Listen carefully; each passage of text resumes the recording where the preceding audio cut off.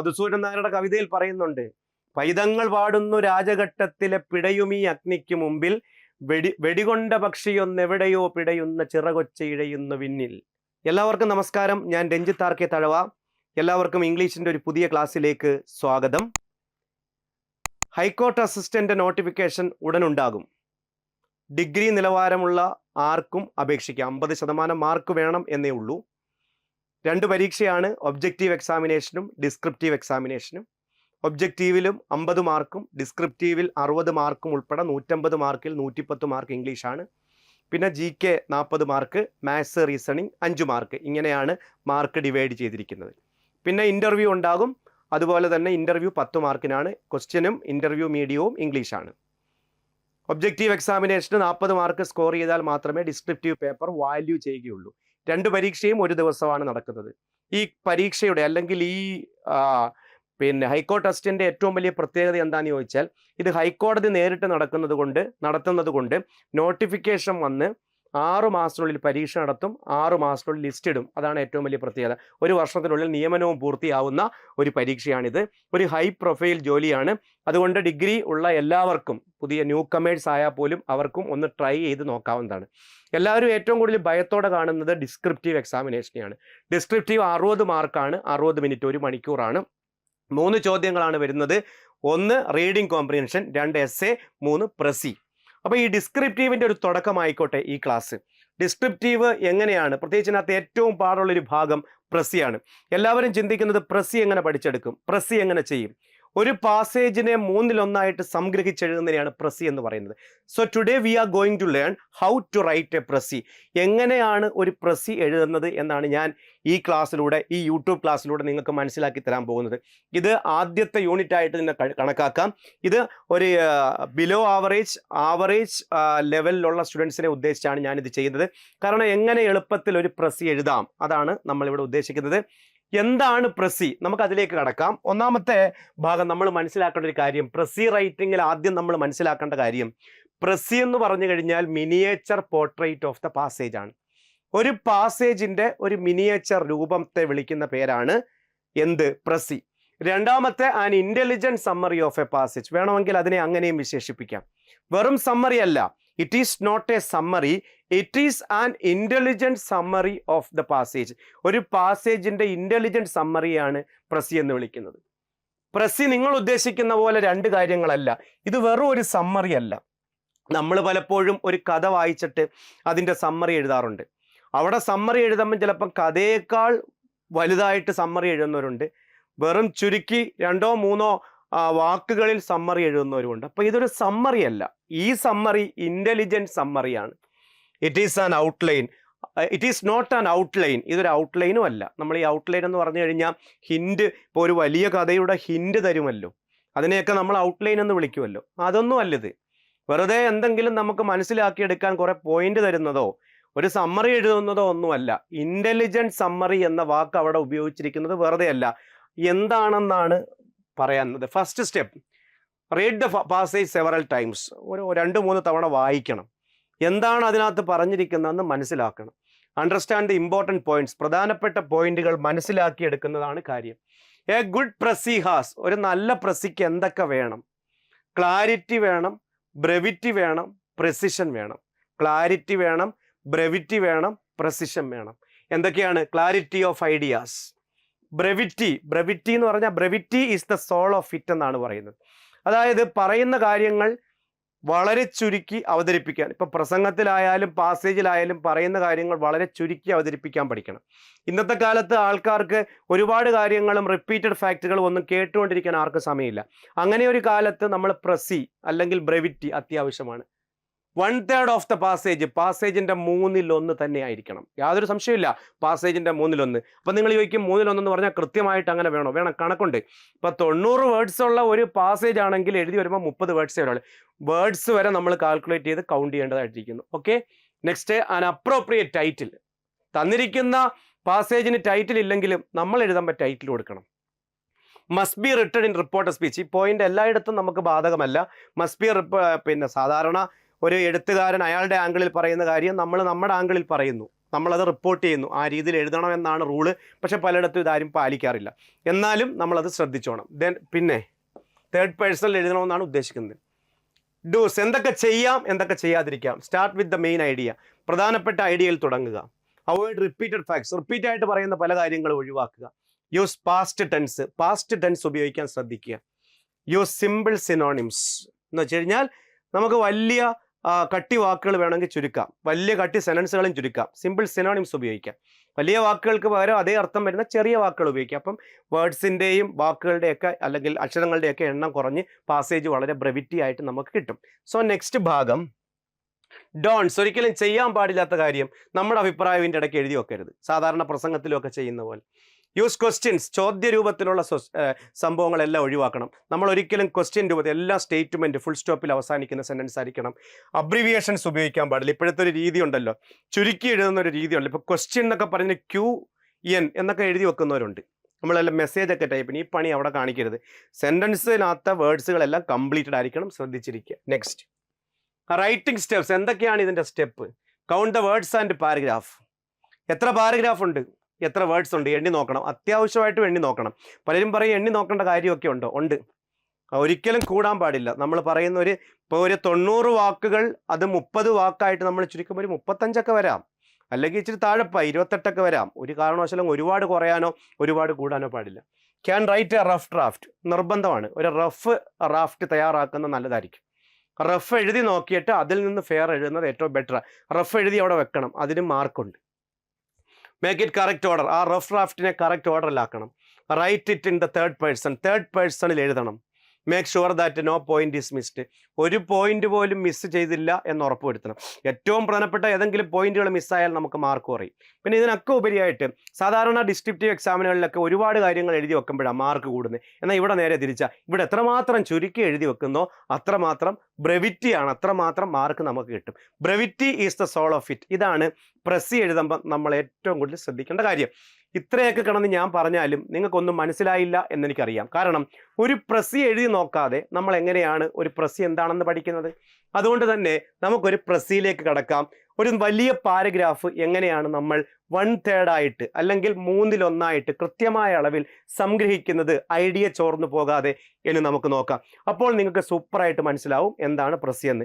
ഈ ക്ലാസ് ഞാൻ ഉദ്ദേശിക്കുന്നത്, ഈ ക്ലാസ് കണ്ടു കഴിയുമ്പോൾ ഡിസ്ക്രിപ്റ്റീവ് എനിക്കും പഠിക്കാം എന്നൊരു വിശ്വാസം നിങ്ങളിൽ ഉണ്ടാവണം. എന്നാൽ മാത്രമേ നിങ്ങൾ നമ്മുടെ കോഴ്സിൻ്റെ ഭാഗമാകൂ. എന്നാൽ മാത്രമേ ഹൈക്കോർട്ട് അസിസ്റ്റന്റ് എന്ന് പറയുന്ന ജോലി നിങ്ങൾക്ക് നേടിയെടുക്കാൻ കഴിയൂ.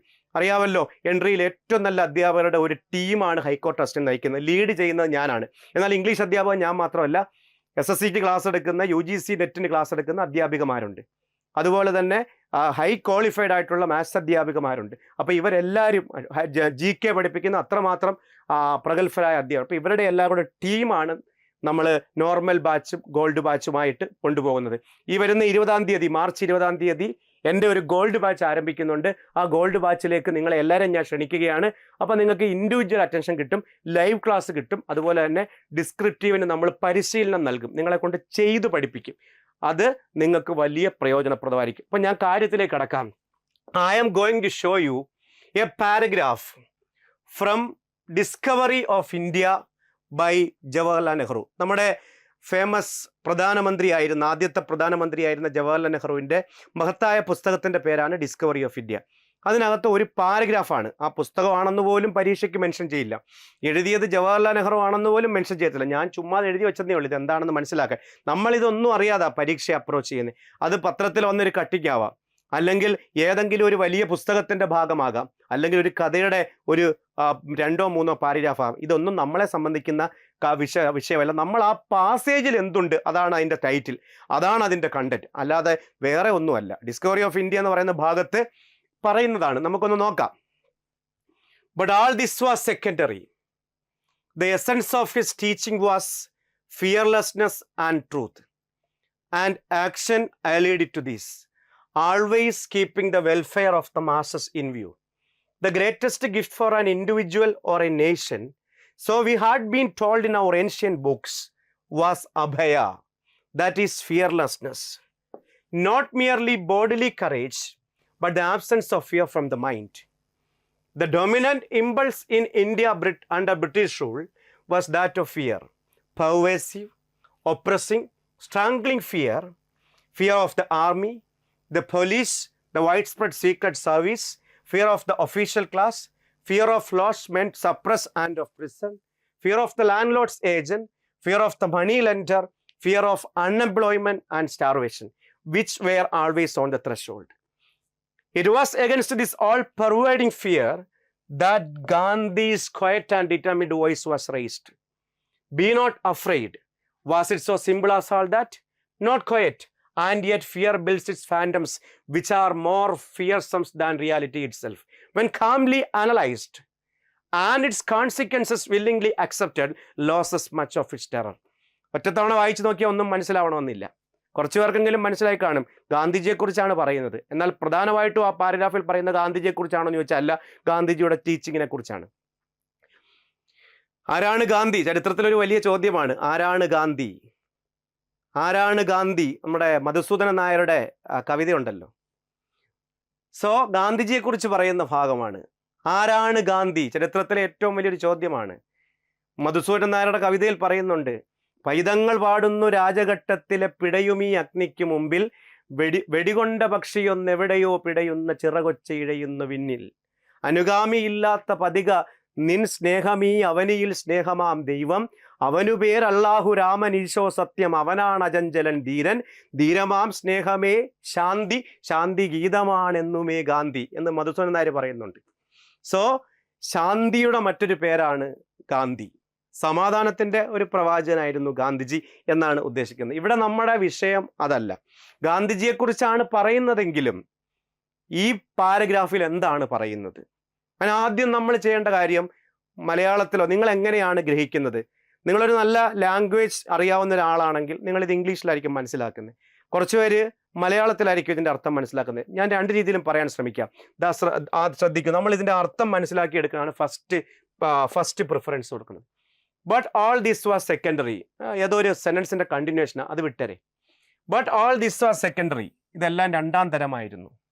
അപ്പോൾ അത് നമ്മൾ മൈൻഡ് ചെയ്യേണ്ട. The essence of his teaching was fearlessness and truth. അപ്പോൾ ഗാന്ധിജി ഇടയ്ക്ക് പറയുന്നുണ്ട്. അപ്പോൾ നമുക്ക് എടുക്കാം, Gandhi's essence of teaching was fearlessness and truth. മലയാളത്തിൽ പറഞ്ഞാൽ ഗാന്ധിജിയുടെ ടീച്ചിങ്ങിൻ്റെ എസൻസ് എന്ന് പറയുന്നത് ഭയവും നിർഭയത്വവും സത്യവുമായിരുന്നു. Fearlessness and truth and action ഏർലീഡ് to these, അല്ലെങ്കിൽ ഇതിലൂന്നിയുള്ള പ്രവർത്തനം. Always keeping the welfare of the masses in view. ലോകത്തിലെ സാധാരണക്കാരായ മനുഷ്യരുടെ ഉന്നമനം മാത്രം ലക്ഷ്യം വെച്ചുകൊണ്ടുള്ള പ്രവർത്തനം. The greatest gift for an individual or a nation, so we had been told in our ancient books, was abhaya. ഒരു വ്യക്തിക്ക് വേണ്ട, ഒരു രാജ്യത്തിന് വേണ്ട ഏറ്റവും നല്ല വരദാനം എന്താണെന്ന് ചോദിച്ചാൽ നമ്മുടെ പുരാണങ്ങളിൽ പോലും പറയുന്നുണ്ട്, ദാറ്റ് വാസ് അഫയ. അഭയ എന്ന് പറയുന്ന സംസ്കൃത വേർഡിൻ്റെ അർത്ഥം fearlessness, not merely bodily courage. അത് ശാരീരികമായിട്ടുള്ള ധൈര്യമല്ല, മസിലൊക്കെ പെരിപ്പിച്ച് നടന്നിട്ട് ഞാൻ വലിയ സംഭവമാണെന്ന് പറഞ്ഞ് പോലീസിനെ കാണുമ്പോൾ പേടിച്ച് മാറിയിരിക്കുന്ന ധൈര്യമല്ല. മറിച്ച് absence of fear from the mind. മനസ്സിൽ നിന്ന് എന്ത് പോകണം? പേടി പോകണം. ഗാന്ധിജി അങ്ങനെ ഒരു മനുഷ്യനായിരുന്നു. ഗാന്ധിജി ജിമ്മൊന്നും ആയിരുന്നില്ല, പക്ഷെ ഗാന്ധിജി നിർഭയനായിരുന്നു പലയിടങ്ങളിലും. ദാണ്ടേ bodily courage but the absence of fear from the mind. The dominant impulse in India under British rule was that of fear. ബ്രിട്ടീഷുകാർ ഇന്ത്യക്കാരെ അടക്കി ഭരിച്ചത് പേടിപ്പിച്ച. ബ്രിട്ടീഷുകാരുടെ ആയുധം ഭയമായിരുന്നു ഇന്ത്യക്കാർക്ക് മേൽ. എങ്ങനെയുള്ള ഭയം? പെർവേസീവ്, വ്യാപിക്കുന്ന. ഒപ്രസിങ്, തളർത്തിക്കളയുന്ന. എല്ലാവർക്കും ഈ വാക്കിൻ്റെയൊക്കെ അർത്ഥം കിട്ടുമെന്ന് വിചാരിച്ചാൽ പാടാണ് കേട്ടോ. നമ്മളതല്ല വേണ്ടത്. നമുക്കിതിൻ്റെ ഒരു സമ്മറി കിട്ടണം. കിട്ടിയാലേ നമുക്കിത് പോയിന്റ് മിസ്സാവാതെ എഴുതാൻ പറ്റും. സ്ട്രാംഗ്ലിങ്, കഴുത്തു ഞെരിക്കുന്ന ഭയം. Fear of the army, British പട്ടാളത്തെ പേടി. ഫിയർ ഓഫ് ദ പോലീസ്, പോലീസുകാരെ പേടി. The wide spread secret service, ആരെയാണ്? ചാര സംഘടനകളെ പേടി. Fear of the official class, ഇവിടുത്തെ ഓഫീസ് വർഗത്തെ പേടി. Fear of laws meant to suppress and of prison, അടിച്ചമർത്തുന്ന നിയമങ്ങളെ പേടി, ജയിലിലടയ്ക്കുന്ന നിയമങ്ങളെ പേടി. Fear of the land lords agent, ഇവിടുത്തെ ഭൂ ഉടമയുടെ ഏജന്റിനെ പേടി. ഫിയർ ഓഫ് മണി ലെൻഡർ, പണം പലിശയ്ക്ക് കൊടുക്കുന്നവനെ പേടി. Fear of unemployment and of starvation, പട്ടിണിയെ പേടി, തൊഴിലില്ലായ്മയെ പേടി. Which were always on the threshold, ഇന്ത്യക്കാരന്റെ പടിവാതിൽക്കൽ എത്തി നിൽക്കുന്ന ഈ രണ്ട് കാര്യങ്ങളെ പേടി. It was against this all pervading fear. അന്ന് വരെ നിലനിന്നിരുന്ന എല്ലാ ഭയങ്ങൾക്കും മുകളിൽ Gandhi's quiet and determined voice was raised. ഗാന്ധിജിയുടെ ശാന്തമായ പ്രൗഢഗംഭീരമായ സൗണ്ട് ഉയർന്നു കേട്ടു. ബി നോട്ട് അഫ്രൈഡ്, ആരും ഭയപ്പെടരുത്. ഗാന്ധിജി ഇന്ത്യക്കാരോട് പറഞ്ഞാണ്. ആരും ഭയപ്പെടരുത്. Was it so simple as all that? Question ആണ്. നെഹ്റു നമ്മളോട് ചോദിക്കുകയാണ്. നെഹ്റു ആണെന്ന് പോലും നമുക്കറിയത്തില്ല, കാരണം നെഹ്റു ആണെന്ന് പറയുന്നില്ല പാസേജിനകത്ത്. നെഹ്റു നമ്മളോട് ചോദിക്കുക, അല്ലെങ്കിൽ ഓദർ നമ്മളോട് ചോദിക്കുക, was it so simple as all that? ഇത്ര എളുപ്പമായിരുന്നു. ഗാന്ധിജി ഒരു സുപ്രഭാതത്തിൽ വന്ന് പറഞ്ഞാൽ പേടി ഇല്ലാതാക്കി മാറി മൂലക്കിരിക്കാൻ മാത്രം അത്ര നിസ്സാരമായിരുന്നു ഇന്ത്യക്കാരുടെ ഭയം? നോട്ട് ക്വൈറ്റ്, ഒരിക്കലും അല്ല. And yet fear builds its phantoms which are more fearsome than reality. എന്താന്ന് ചോദിച്ചാൽ, ഭയം യാഥാർത്ഥ്യത്തെക്കാൾ വലിയ ഭയമായിരുന്നു ഇന്ത്യക്കാർക്ക്. വെൻ കാംലി അനലൈസ്ഡ്, പതുക്കെ ഇത് അനലൈസ് ചെയ്ത് തുടങ്ങിയപ്പം, and its consequences willingly accept, പതുക്കെ അതിൻ്റെ കോൺസിക്വൻസസ് മനുഷ്യർ തിരിച്ചറിയാൻ തുടങ്ങിയപ്പം, loses much of its terror, ആൾക്കാരുടെ മനസ്സിൽ നിന്നും ഭയം എന്ന് പറയുന്ന വികാരം പൂർണ്ണമായിട്ടും മാറിക്കിട്ടി. അപ്പം നമുക്ക് നിങ്ങൾ ആദ്യം ചെയ്യേണ്ട കാര്യം, ഇത് വായിച്ച്, ഇപ്പം ഞാനീ പറഞ്ഞ പോലെ അല്ലെങ്കിലും അത്രയല്ലെങ്കിലും എല്ലാവർക്കും ഒരുപോലെ ഗ്രഹിക്കാൻ കഴിയണമെന്നില്ല. പ്രത്യേകിച്ച് സ്റ്റാൻഡേർഡ് ഇംഗ്ലീഷാണ്. ഡിസ്കവറി ഓഫ് ഇന്ത്യ ഒരു സ്റ്റാൻഡേർഡ് പുസ്തകമാണ്. അപ്പം ഗാന്ധിജിയുടെ ടീച്ചിങ്ങിൻ്റെ എസൻസ് ഫിയർലെസ്നെസ്സും ട്രൂത്തുമാണെന്ന് പറഞ്ഞു. ബ്രിട്ടീഷുകാർ ഇന്ത്യക്കാരെ അടക്കി ഭരിച്ചത് ഭയപ്പെടുത്തിയാണെന്ന് പറഞ്ഞു. ഒരുപാട് ഭയങ്ങളെക്കുറിച്ച് പറഞ്ഞു. ഗാന്ധിജി പതുക്കെ ഈ ഭയം ഇന്ത്യക്കാരുടെ മനസ്സിൽ നിന്ന് മാറ്റിയെന്ന് പറഞ്ഞു. ഇനി പറ, എന്ത് ഹെഡിങ് കൊടുക്കും? ഹെഡിങ് റഫ് ഡ്രാഫ്റ്റിന് കൊടുക്കണ്ട. നമ്മൾ ആദ്യം എഴുതാൻ പോകുന്ന റഫാ, പിന്നെ നമ്മൾ ഫെയർ എഴുതും. ഫെയർ എഴുതുമ്പോൾ കുറച്ചുകൂടെ ചുരുങ്ങും, അത് ഒരു പ്രസി വരും, ഒരു ബ്രെവിറ്റി വരും. ഓക്കെ, അപ്പം നമ്മൾ പിന്നെ എന്ത് ഹെഡിങ് കൊടുക്കുമെന്നൊന്ന് തീരുമാനിച്ചേ. എന്താണ് പറഞ്ഞത്? ഒറ്റ കാര്യം, ഗാന്ധിജിയെക്കുറിച്ചല്ല, ഗാന്ധിജിയുടെ ടീച്ചിങ്ങിനെ കുറിച്ചും അല്ല. ഗാന്ധിജിയുടെ ടീച്ചിങ്ങിൽ ഒരെണ്ണത്തെക്കുറിച്ചാണ് പറഞ്ഞത്. ഒന്ന് ട്രൂത്താ, രണ്ടാമത്തെ ഫിയർലെസ്നെസ്. ഹെഡിങ് അഫയ അല്ലെങ്കിൽ ഫിയർലെസ്നെസ്, അതാണ് നമ്മുടെ ഹെഡിങ്. അതാണ് കറക്റ്റ് പോയിന്റ്. വേറെ ഹെഡിങ് എഴുതാം, പക്ഷേ ഇതുമായിട്ട് റിലേറ്റഡ് ആയിരിക്കണം. ഹെഡിങ്ങിന് മാർക്കുണ്ട്. അത് ഫെയറിന് എഴുതിയാൽ മതി, റഫിന് വേണ്ട. നമ്മളൊരു റഫ് എഴുതാൻ പോവാ. 66 വേർഡ്സ്. എത്ര വേർഡ്സ് ഉണ്ടായിരുന്നു മറ്റേത്? മെയിൻ 170 വേർഡ്സ് ഉണ്ടായിരുന്നു. 170ൻ്റെ പകുതിയുടെ പകുതിയല്ല, 1/3 അല്ല, 66. ഇനിയും ചുരുങ്ങണം. അപ്പോൾ നമ്മൾ റഫ് എഴുതാൻ പോകുമ്പം നമ്മൾ ഇതിൻ്റെ കറക്റ്റ് വാക്കാം. 170 വേർഡ്സ് ഉണ്ട് നമ്മുടെ പാസേജ്. നമ്മൾ അതിൻ്റെ ഒരു റഫ് എഴുതുമ്പോൾ കുറേ ഭാഗങ്ങൾ നമുക്ക് അണ്ടർലൈൻ ചെയ്ത് അങ്ങനെ വെട്ടിയൊക്കെ ചെയ്യാം. വെട്ടും തിരുത്തുമൊക്കെ വന്നാലേ അതിനൊരു ഭംഗിയുള്ളൂ. അതാണ് റഫ്. നമ്മൾ അതിനകത്ത് വർക്ക് ചെയ്തു എന്ന് അവർക്ക് തോന്നണം. കണ്ട, Nehru says that, reporter speech തന്നെ പറഞ്ഞേക്കുന്നത്. Nehru says that Gandhiji's essence of teaching was fearlessness and truth. ആദ്യം പറഞ്ഞ പോയിന്റ് അതാ. ഗാന്ധിജിയുടെ ടീച്ചിങ്ങിന്റെ എസൻസ് എന്ന് പറയുന്ന ഫിയർലെസ്നെസ് ആൻഡ് ട്രൂത്തുമാണ്. Or absence of fear from the mind. മനസ്സിൽ നിന്ന് പേടി പോകണം, അതൊന്നും വേണ്ട. ഫിയർലെസ്നെസ് എന്ന് പറഞ്ഞാൽ മനസ്സിൽ നിന്ന് ഭയം പോകുന്നത്. അത് വീണ്ടും എഴുതണ്ട, അത് റിപ്പീറ്റഡ് ഫാക്റ്റാണ്. ബോഡിലി കറേജ് അല്ല, അതിനകത്ത് പറയുന്നുണ്ട് അടുത്ത പോയിന്റ് ആയിട്ട്, ബോഡിലി കറേജ് അല്ല, absence of fear from the mind. അതിവിടെ വേണോ? വേണ്ട, അത് റിപ്പീറ്റഡ് ഫാക്ട്സാ. ഫിയർലെസ്നെസ് എന്ന് പറഞ്ഞാൽ എന്തുവാ? മനസ്സിൽ നിന്ന് ഭയം പോകണം, അതെടുത്ത് പറയേണ്ട കാര്യമില്ല. The greatest gift of a nation according to ancient books was അഫയ.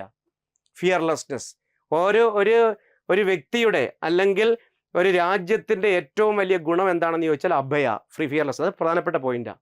And truth, fearless. The dominant impulse in India British under rule was that of fear.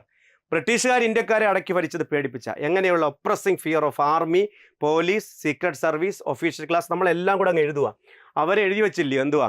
Fear of the army, fear of the police, fear of the wide spread secret service, fear of the money lender, fear of the starvation ആണ്. അതെല്ലാം നമ്മൾ fear of എന്ന് പറഞ്ഞ് ഒറ്റ ഇതായിട്ട് ചുരുക്കം എഴുതുക.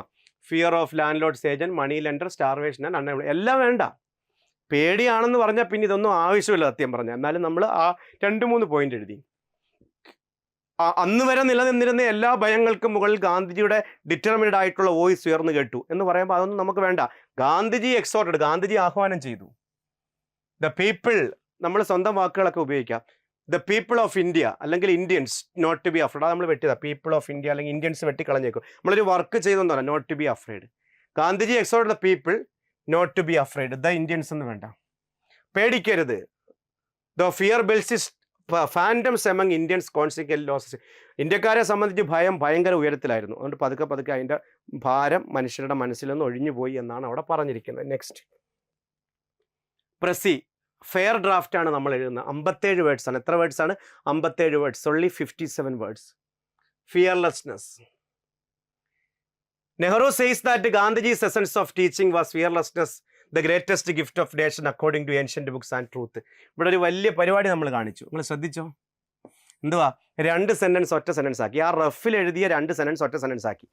Nehru says that Gandhiji's essence of teaching was fearlessness and truth, according to ancient books the greatest gift of nation is truth എന്ന് പറയുന്നുണ്ട്. ഇത് നമ്മൾ ഒറ്റ സെൻറ്റൻസ് ആക്കിയുണ്ടോ. Nehru says that Gandhiji's essence of teaching was fearlessness the greatest gift of nation according to ancient books and truth. അപ്പോൾ ഫിയർലെസ്നെസ്സിന് ഡെഫിനിഷനായി. അപ്പോൾ അത് കുറച്ചുകൂടെ ചുരുങ്ങി. The dominant impulse in India under British rule was that of fear, oppressing fear of army, police, secret service, official class, money lender, starvation and unemployment. ചുരുക്കി. ഗാന്ധി എക്സോർട്ടഡ്സ് ഉണ്ട്, 57 words ആയിട്ട് ചുരുങ്ങി. മെയിൻ എഴുതുന്നേ ഹെഡിങ് കൊടുത്തിട്ട്. Gandhi exhorted Indians not to be afraid. Gandhi ഇന്ത്യക്കാരോട് പറഞ്ഞു പേടിക്കരുത്. Though fear builds its phantoms among them consequent losses terror. പതുക്കെ ഇന്ത്യക്കാരുടെ മനസ്സിൽ നിന്നും ഭയം പോയി. വലിയൊരു ഭീമാകാരമായ ഭയമായിരുന്നു അവരുടെ മനസ്സിൽ ഉണ്ടായിരുന്നെങ്കിൽ തന്നെ. ചുരുക്കി പറഞ്ഞാൽ നമ്മൾ 170 വേർഡ്സിനെ റഫ് എഴുതിയപ്പോൾ 66 വേർഡ്സും അതിൻ്റെ ഫെയർ എഴുതിയപ്പോൾ 57 വേർഡ്സും. 57 വേർഡ്സ് വലിയ കുഴപ്പമില്ല കേട്ടോ. 170ൻ്റെ 1/3 57 വരുത്തില്ലെങ്കിലും ചെറിയ വ്യത്യാസമേ ഉള്ളൂ. നിങ്ങൾ വേണമെങ്കിൽ ഒന്ന് കൂട്ടി നോക്ക്, ഹരിച്ച് ഗുണിച്ച് കൂട്ടി നോക്ക്. അപ്പം നിങ്ങൾക്ക് മനസ്സിലായി. ഇതാണ് പരിപാടി ചെയ്യുന്നത്. ഇത്രയും കാര്യമേ ഉള്ളൂ. അപ്പോൾ എന്താണ് പ്രസി എന്താണെന്ന് ചോദിച്ചാൽ, ഇപ്പോൾ എത്ര പാരഗ്രാഫ് അവർ തന്നാലും നമ്മൾ എഴുതുമ്പോൾ ഒറ്റ പാരഗ്രാഫ് വരെ ഉള്ളൂ. 90 വേർഡ്സ് തന്നാൽ നമ്മൾ എഴുതുമ്പോൾ 30 വേർഡ്സ്, മിനിമം ഒരു 30 വേർഡ്സ്. അതായത് ഇച്ചിരി അങ്ങോട്ടോ ഇങ്ങോട്ടോ ഒക്കെ കൂടാൻ കുറയാം, അതിനകത്ത് കുഴപ്പമില്ല. ഒരുപാട് കൂടിയേ ഒരുപാട് കുറയുകയും ചെയ്യും. ഒരൊറ്റ പോയിന്റ് നിങ്ങൾ പറ, ആദ്യത്തെ പാസേജിൽ നിന്ന് എന്ത് പോയിന്റാണ് നമ്മൾ മിസ് ചെയ്ത്? ഒരു പോയിന്റ് പോലും നമ്മൾ മിസ് ചെയ്തിട്ടില്ല. അപ്പോൾ അത്രയാണ്. നിങ്ങൾക്ക് വേണമെങ്കിൽ ചെയ്ത് നോക്കാൻ തരാം. നിങ്ങൾക്ക് ഐഡിയ മനസ്സിലായോ? ഒറ്റ പ്രസ്സിയൊന്നും ചെയ്താലൊന്നും ആരും ഒന്നും പഠിച്ചെടുക്കത്തില്ല.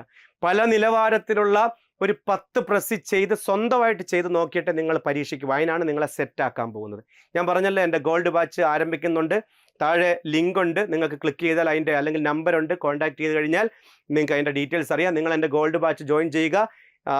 പിന്നെ ഹൈക്കോർട്ട് അസിസ്റ്റൻറ്റ് നിങ്ങൾ എൻട്രിയിൽ തന്നെ ചെയ്യുക. ഏറ്റവും നല്ല ക്വാളിറ്റി എഡ്യൂക്കേഷൻ ഞാൻ വാഗ്ദാനം ചെയ്യുന്നു. ഒരു കാരണവശാലും വേറൊരു ആപ്പിലോട്ടോ വേറൊരു ക്ലാസ് നിങ്ങൾ ചിന്തിക്കേണ്ട കാര്യമില്ല. നിങ്ങൾ ഇവിടെ തന്നെ ചെയ്യുക. നിങ്ങൾക്ക് ഇത്ര സിമ്പിളായിട്ട് അത് മനസ്സിലാക്കി തരാൻ നമുക്ക് പറ്റും. ഈ ഒരു ക്ലാസ് കണ്ടപ്പോൾ നിങ്ങൾക്ക് ആ ഐഡിയ മനസ്സിലായല്ലോ. ഏറ്റവും നിലവാരം കുറഞ്ഞ ഇംഗ്ലീഷ് ലാംഗ്വേജ് എനിക്ക് പ്രശ്നമാണ്, എനിക്ക് സ്വന്തമായിട്ട് വരില്ല. അവർക്ക് വരെ എഴുതി പരീക്ഷയെ അപ്രോച്ച് ചെയ്യാൻ ധൈര്യം കൊടുക്കുന്ന തരത്തിലുള്ള ക്ലാസ്സുകളായിരിക്കും നമ്മൾ ചെയ്യാൻ പോകുന്നത്. ഓക്കെ, ഞാൻ മാത്രമല്ല, എൻ്റെ പിന്നിൽ ഒരു 4ഓളം ഇംഗ്ലീഷ് ടീച്ചർമാർ മാത്രമുണ്ട്. പിന്നെ മാത്സ് ടീച്ചറുണ്ട്, അതുപോലെ GK പ്രഗത്ഭരായിട്ടുള്ള അധ്യാപകരുണ്ട്. ഇവരുടെ ഒരു ടീമാണ് നിങ്ങളുടെ മുമ്പിലോട്ട് എത്താൻ പോകുന്നത്. Okay, so my dear friends, താണ്ട് നിങ്ങൾക്ക് വേണമെങ്കിൽ ചെയ്ത് നോക്കാനാണ് തരാം. 200 വേർഡ്സുള്ള ഡിസ്കവറി ഓഫ് ഇന്ത്യയുടെ ഒരു ഭാഗമാണ്. I shall work for an India in which, അല്ല, ഗാന്ധിജിയുടെ ഐഡിയാസ് ആണ്. ഇന്ത്യയെക്കുറിച്ച് ഗാന്ധിജി പറഞ്ഞ ഡയലോഗ്, ഗാന്ധിജി സെയ്സ് ദാറ്റ് എന്ന് പറഞ്ഞ് തുടങ്ങിയാൽ മതി. I shall work for an India in which the poorest shall feel that it is their country, in whose making they have an effective voice, an India in which there shall be no high class and low class of people. എന്തോ പറഞ്ഞേ? ആദ്യത്തെ point, Gandhiji ഇന്ത്യയെക്കുറിച്ച് കണ്ട സ്വപ്നം എന്തായിരുന്നു? ഏതോ സിനിമയ്ക്കകത്ത് പറയുന്ന പോലെ മദ്യവിമുക്തമായ കിനാശേരി, അതായിരുന്നു ഗാന്ധിജി കണ്ട സ്വപ്നം? അല്ല. ഗാന്ധിജി ഇന്ത്യക്കാരെ കുറിച്ച് കണ്ട സ്വപ്നം ആദ്യത്തെ പോയിന്റ് 6 പോയിന്റാണ്. ഒന്നാമത്തത്, I shall work for an India in which the poorest shall feel that it is their country. ഈ രാജ്യത്തിലെ ഏറ്റവും സാധാരണക്കാരനും സ്വന്തം രാജ്യമാണെന്ന് അഭിമാനിക്കുന്ന ഒരു രാജ്യത്തിന് വേണ്ടി ഞാൻ വർക്ക് ചെയ്യുമെന്ന് ഗാന്ധിജി പറഞ്ഞിട്ടുണ്ട്. പിന്നെ there shall be no high class and low class of people. High ക്ലാസ്സും ലോ ക്ലാസ്സും ഇല്ലാത്തൊരു ഇന്ത്യ. സത്യം പറഞ്ഞാൽ 10-70 വർഷമായി ഗാന്ധിജി ഇത് പറഞ്ഞിട്ട്. ഇപ്പോഴും ഗാന്ധിജിയുടെ എല്ലാ സ്വപ്നങ്ങളും സ്വപ്നമായിട്ട് തന്നെ ഇരിക്കുകയാണ്. ഒന്ന് ആലോചിച്ച് നോക്കണം. 70-80 വർഷമാവുന്നു, എന്നിട്ടും ഗാന്ധിജിയുടെ എല്ലാ സ്വപ്നങ്ങളും സ്വപ്നങ്ങളായിട്ട് തന്നെ ഇരിക്കുകയാണ്. ഈ രാജ്യത്തെ ഏറ്റവും സാധാരണക്കാരനും സ്വന്തം രാജ്യമാണെന്ന് അഭിമാനിക്കുന്ന ഒരു രാജ്യത്തിന് വേണ്ടി ഞാൻ വർക്ക് ചെയ്യുമെന്ന് പറഞ്ഞു. നമ്മുടെ മനസ്സിലൊരു ചിത്രം മായാതെ കിടപ്പുണ്ട്.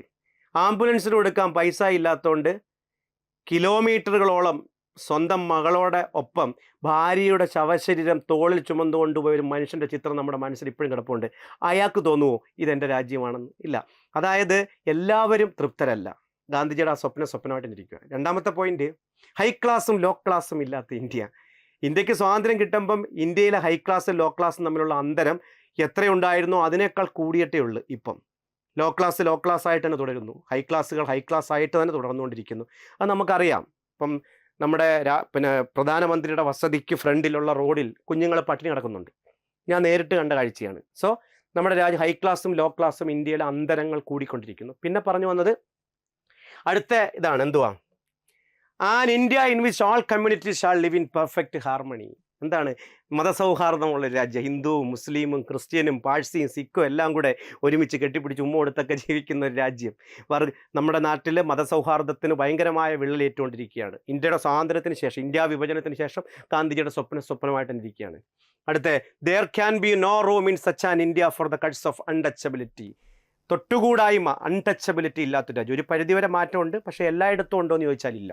പിന്നെ or the curse of intoxicating drinks and drugs, നല്ലതാണ്. മദ്യവും മയക്കുമരുന്നും ഇല്ലാത്ത ഒരു ഇന്ത്യ ഗാന്ധിജി വിഭാവനം ചെയ്ത രാജ്യമായിരുന്നു.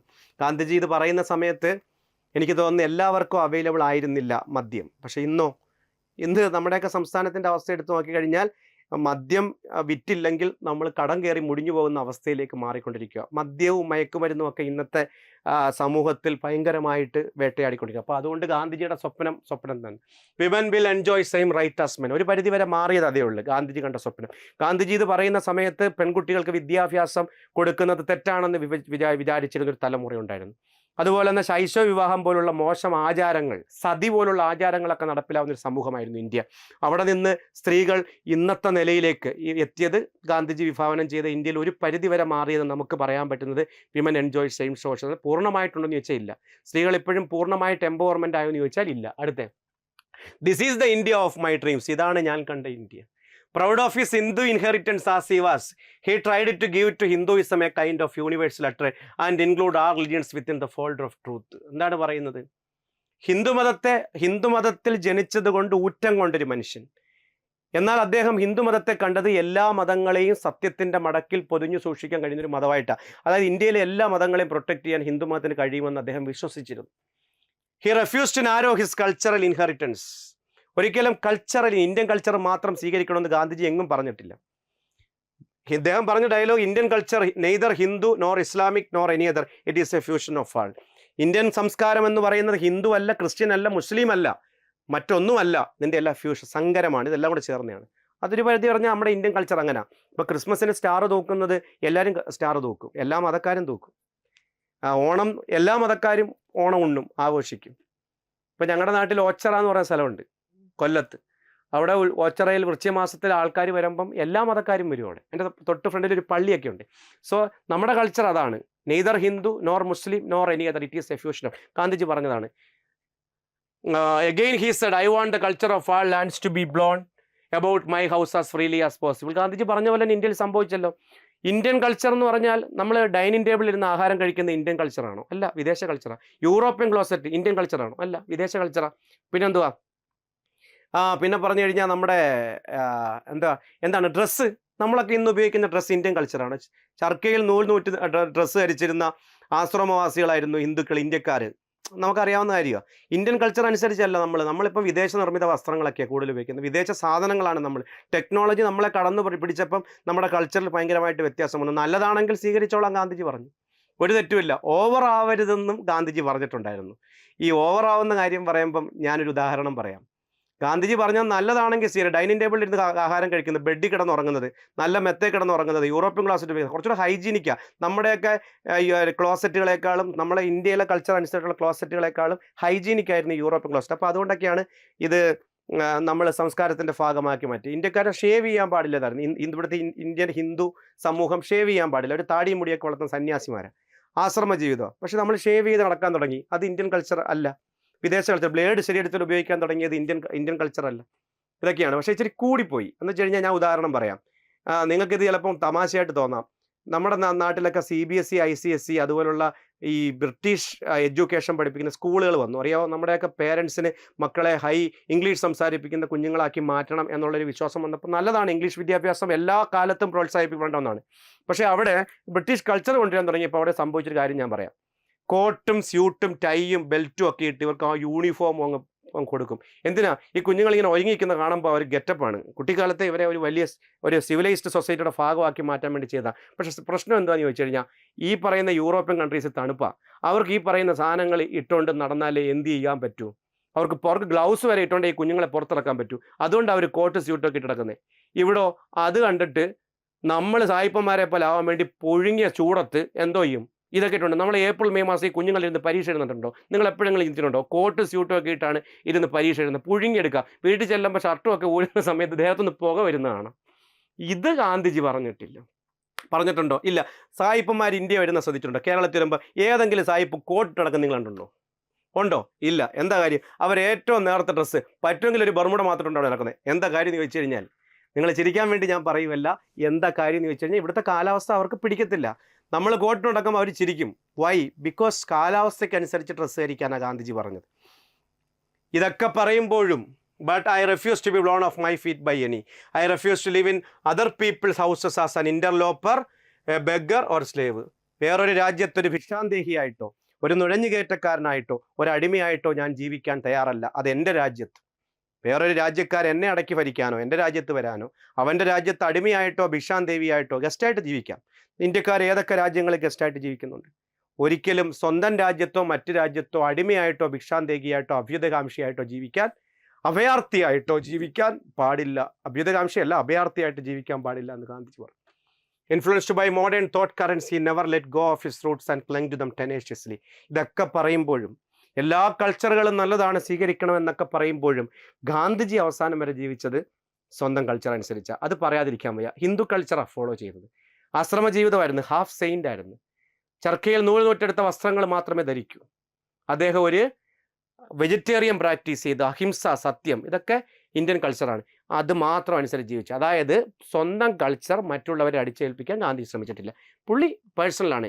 ഓരോരുത്തരുടെയും മതവും വിശ്വാസവും പേഴ്സണലാണ്. അത് അവരവരുടെ സ്വാതന്ത്ര്യമാണ് എന്നാണ് പുള്ളി കൊടുത്ത ഒരു വലിയ.